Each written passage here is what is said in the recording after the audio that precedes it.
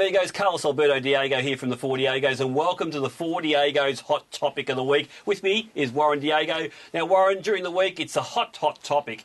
Canberra United, the women's team in the A-League, has given an ultimatum to one of their stars, Elise Perry, a young woman, 21 years old, who's represented Australia as a fast bowler in cricket, third fastest bowler in the world, apparently, so she's got a real future there, and also played for Australia in the last World Cup in football and scored a magnificent goal from downtown, if you remember. They've given her an ultimatum: pick football or go away. Good on them, Carlos.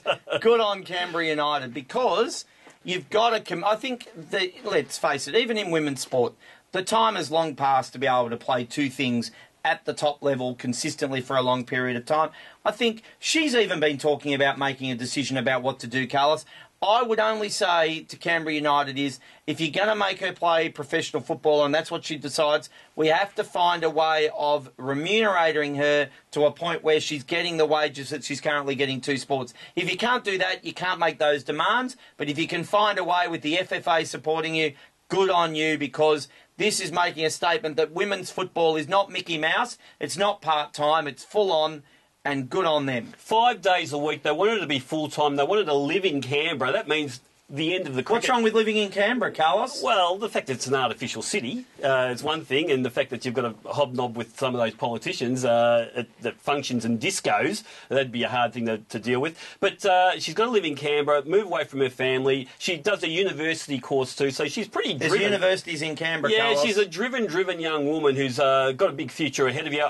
If you don't pay her properly, Canberra United, you don't pay her properly as a professional, you can't demand the sort of time, and you can't demand the exclusivity to this woman that you're expecting for a person that would be training as a professional 5 times a week and being with the club all day. You just can't do it. And, you know, the messy thing here is I don't disagree with the fact that Canberra are making a stance, but I don't think this had to be done in the media. I think they just say to Elise, listen, we know that you've missed a few trainings. We know, well, she missed the whole final series or a couple of finals games in the W League last season because of her cricket commitments. You know, what they should have said is, look, unless you're able to do it, we just won't be able to find a spot for you. It didn't have to come into the paper. It didn't have to be an ultimatum.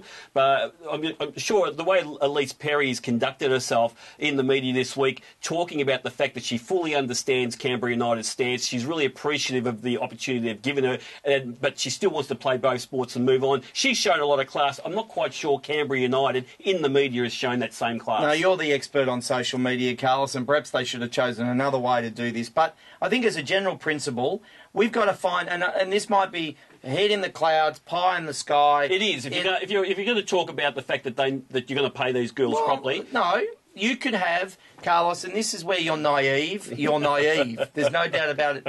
They have elite squads in cricket where they pick the best 22 or 24 players, and they're on elite wages. Now, you can't tell me after the FFA... What, the women are on elite wages, No, no. Women are not on elite wages, no. Even when they're in camps elite in the AIS. Squads, Carlos, pay them like elite players and use the asset that Elise Perry is to the promotion of the sport. Cricket have had her on a Wheat Bix packet.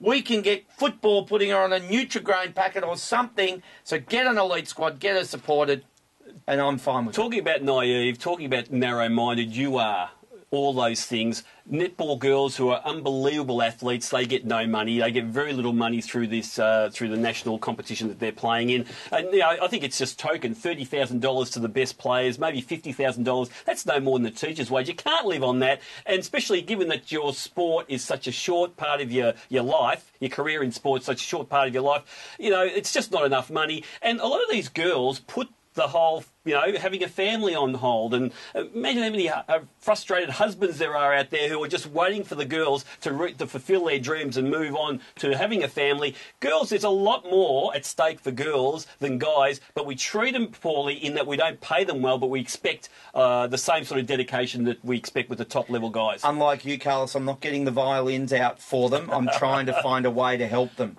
That's what we've got to do, where there is a way, there is money, there is a way of them earning an income, whether they generate it from the actual game, but supporting them in different ways. Do it now, and Elise Perry, You choose, and we'll support you either way. Well, she'll be playing with one of the Sydney sides, probably Sydney FC or West Sydney. She'll find a club. There's no worries about that. But given that this was sort of a bit of a messy media for football, it's certainly something that I wish that we had avoided. But for me, Elise Perry will go on and be the athlete she is. Canberra United will be the club that they want to be. It was just very, very messy, the whole ultimatum thing. But anyway, that's Carlos and Warren's hot topic for this week. Until next week, Olé!